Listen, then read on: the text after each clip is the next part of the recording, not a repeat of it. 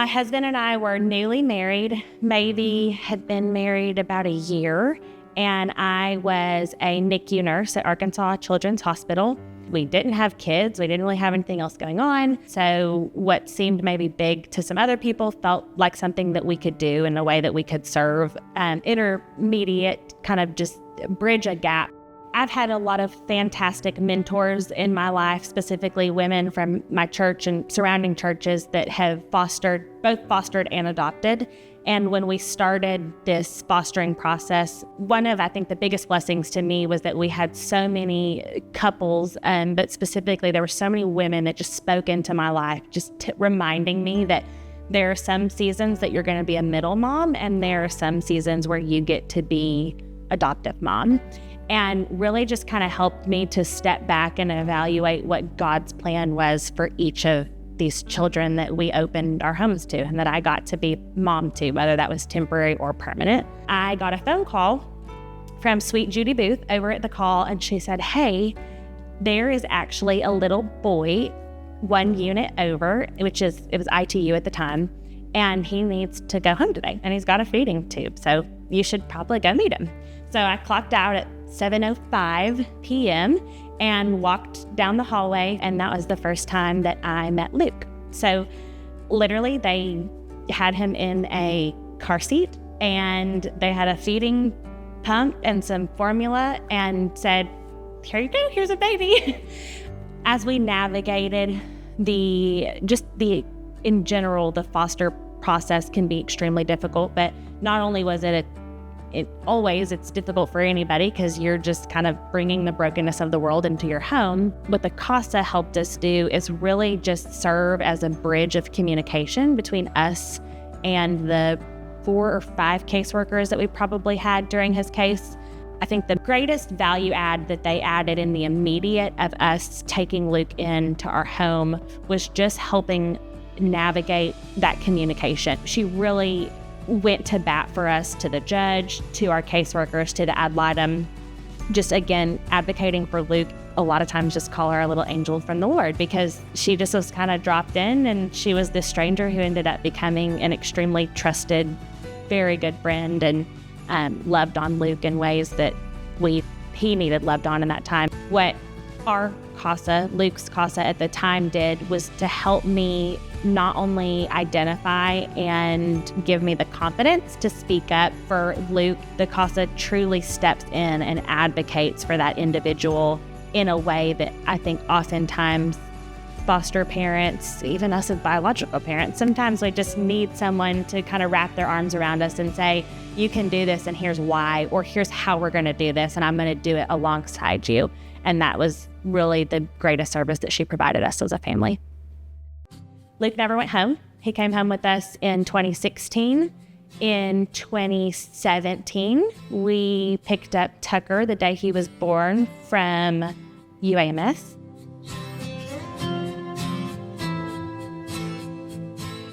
I really think that having just the ability to, again, just pick up the phone and be like, we're really struggling. We need help finding respite. We need help finding babysitters. We need someone just to come visit and hold this baby for 12 minutes while I take a shower.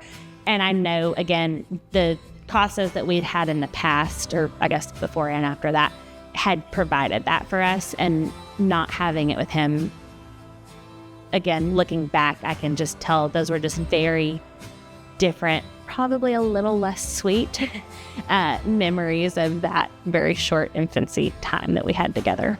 I was not a CASA at the time. I actually was just helping her out as she was having different placements with children in her home.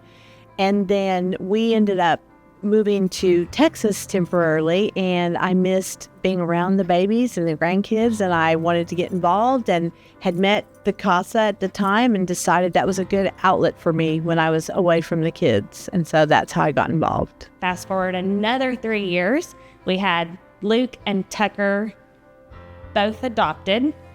We also had added a biological son to the mix, and we got a call for another infant that was being discharged from the NICU at UAMS, Emma Lynn.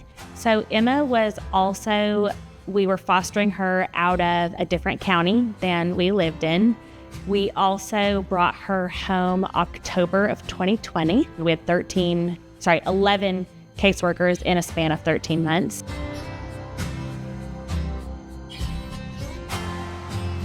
She helped us to communicate what I think was probably just uncharted territory for everyone involved in DHS and the foster adoptive community during a really chaotic season.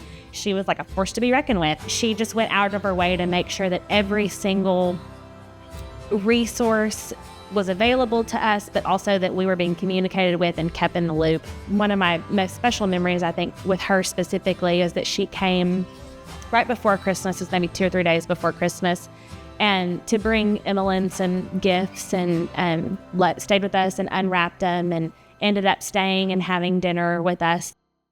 We did foster around 10 other children. I don't know that our plan was ever to adopt, and if you'd asked us if that was our plan, we probably would have said absolutely not. That's for crazy people. And now here we are with 3 adopted children.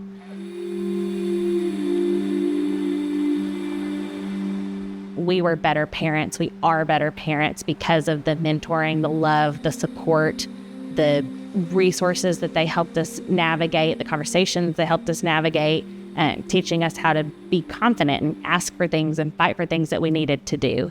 And so I just think that if you have any desire to do it, it's a way that you can serve in the immediate to provide and to bridge that immediate gap. But I certainly also think that it has a rippling effect into the people that these young children grow up to be, into the adults and the parents that they grow up to be. And so, again, you can serve in the immediate, but it's something that's going to outlive that short season, whether it's weeks or months that you serve as an individual's CASA.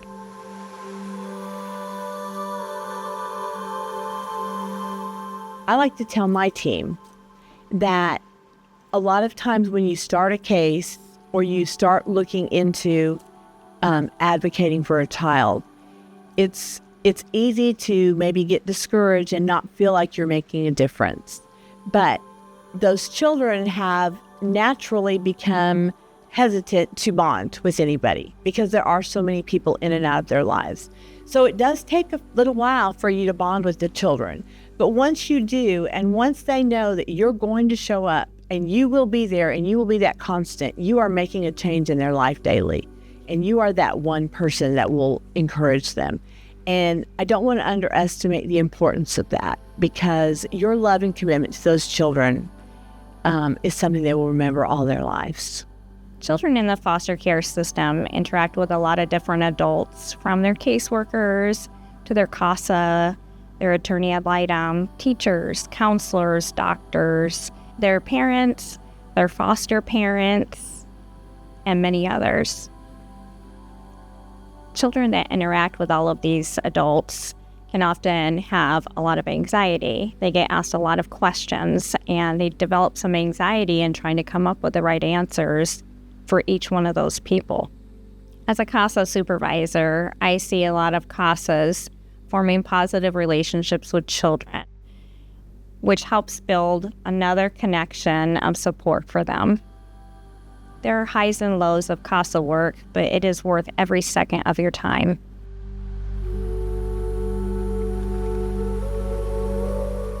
I think it's very easy to feel fatigued because the work that you're doing is so emotional. I think that if you're emotionally fatigued, it's because you're doing exactly all the right things. It's because you're pouring who you are as a person into these children. And while that takes so much of the CASA, physically, mentally, emotionally, being able to go home and take that hat off and not think about those things is unrealistic. And so I think to encourage them, I would say that I think if you are fatigued, it's because you are truly doing the Lord's work and you are serving people in a way that you probably won't ever get enough recognition for this side of heaven.